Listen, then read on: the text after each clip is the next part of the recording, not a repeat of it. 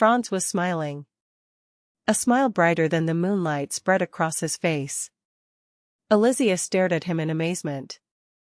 She thought he regretted visiting her and kissing her. But now he was smiling like this. She couldn't understand it. Franz? At her inquiring call, Franz, who was looking at her calmly, reached into his jacket. Elisia watched in amazement as he pulled something out of his inside pocket. Even when he carefully held out a small box to her, she didn't blink. Her mind was racing, trying to make sense of the situation. I actually came to give you this, he said. The box in Franz's hand moved to hers. Even after receiving it, Elisia did not move. She remained as still as a doll.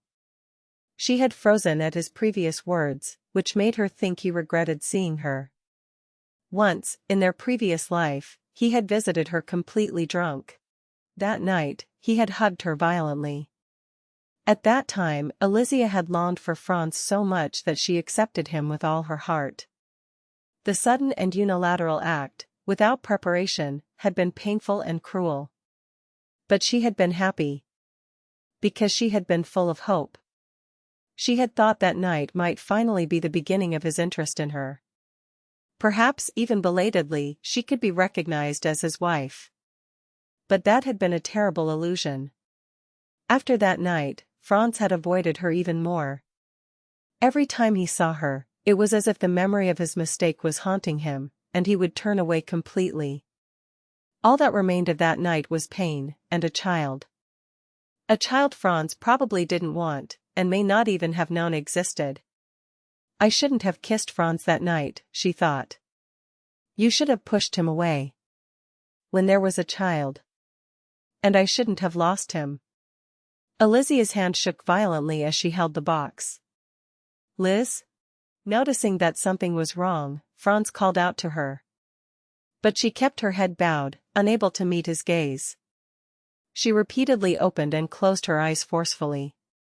The past is the past. It has nothing to do with the present. There is no child. No child will be born, again. So I won't lose one again. A low, pained mumble escaped her lips. Please, come back. Let me just give you this. Franz spoke gently as he opened the box resting on her palm. The box opened to reveal its contents. Elisia's eyes twitched at the sight. It was a red diamond ring. Clear red diamonds, like pomegranate seeds, surrounded by tiny diamonds like sesame seeds. You asked Aaron to make this, didn't you? Franz added quietly. He noticed that Elisia was shivering as if she had been immersed in ice water, but he carefully avoided disturbing her further. He had given her countless wounds. He knew very well that even his presence might shock her. He also knew that if her gaze hardened or her pupils twitched, he had to give her space. But not this time. Because he had to put the ring on her finger. It was something he had failed to do in both their previous and current lives. So as long as she didn't push him away, he wanted to stay by her side, just a little. He watched Elisia, who was staring silently at the ring. He felt a mixture of anticipation and anxiety about what she might say. That was quick, she said quietly, her voice barely above a whisper. Franz nodded slightly. I hope you like it. He took the ring from the box and gently held Elisia's left hand. The moment he touched her, he flinched. She had been warm when he had kissed her, but now she was ice cold. Franz raised her hand and kissed the back of it. He wanted to warm her up. But he didn't have that power. So a short kiss was the best he could offer. Then he kissed her fourth finger and slowly lowered the ring onto it. It slid on smoothly. A bright red glow shone from the ring on her finger. Elisia opened her hand and stared silently at the ring. Franz's gaze was fixed on her face. Concerned, he opened his lips. Don't you like it? No. Elisia gently caressed the ring with her other hand. In both their previous and current lives, her fourth finger had always been bare. Because her wedding ring was with the Ambrose family. More precisely, it had been stolen by Patricia.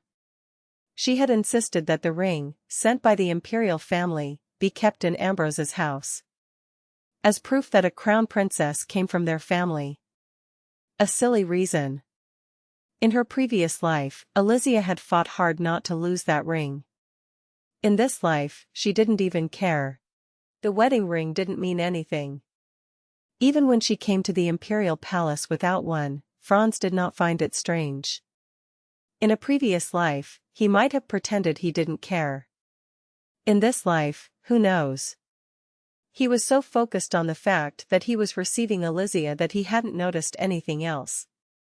She did not feel particularly hurt or upset. She was never the type to crave jewelry. The necklace she had received from the Empress was essential, as a sign of recognition from the imperial family. But for some reason, when she saw the red diamond, she suddenly wanted a ring of her own. At first, she thought it was just because she remembered Glenna's yellow sapphire ring, which she wore every day. Having a ring like that seemed nice. A silly reason, she had thought. But now, as she wore the ring, she realized it wasn't so ridiculous at all. Somewhere deep in her heart, there was a longing for a wedding ring. She wanted to fill that void. The way her heart had risen when Franz lowered the ring, she was proof of that. Still staring at the ring, she said quietly, "It's beautiful. Very. It suits you. More than I imagined." Franz kissed her hand, right above the ring. Then, unexpectedly, he said, "If you want your wedding ring back, just say the word. I will send someone to Ambrose's house." "Did you know he was there?" "Naturally." Franz frowned, dissatisfied. "I left him there out of respect for your decision. But based on the Baron's behavior, it was clearly not your choice. Do you want him back?" "No. It's probably on my stepmother's finger now. I wouldn't be happy to have it back." "Rude," he muttered, clicking his tongue. He caressed her hand as he spoke. "I want to bring down the Ambrose family. But if your family collapses, your position may become unstable." He spoke in a regretful tone, then added, "So, will you accept this ring instead of your wedding ring? I know it's not enough for you." At his humble words, Elisia tilted her head. Looking at their joined hands, she replied, "Not at all lacking. Thanks. Now I have a ring that I wear every day, like Glenna." At her words, a smile spread across Franz's face. She looked at him, her eyes wide. Wait, a sudden thought flashed through her mind, making her eyes sparkle. That ring Glenna is wearing, could it be a mana stone? Do you know what kind of mana stones Crichton or Glenna have? Neither of them ever showed their stone, so I didn't see it. But if it's a jewel they always wear, it's possible. Crichton and Glenna are each other's soul connection, aren't they?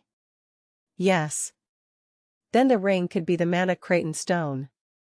Elisia spoke seriously.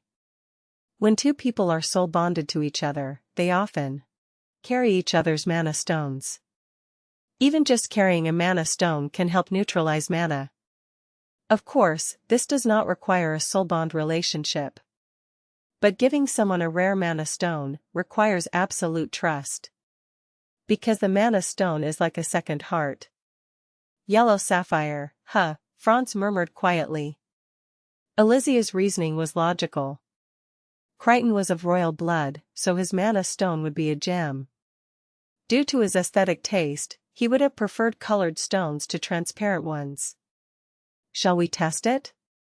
Elisia took Franz's hand tightly. Her face was now lit up with a bright smile.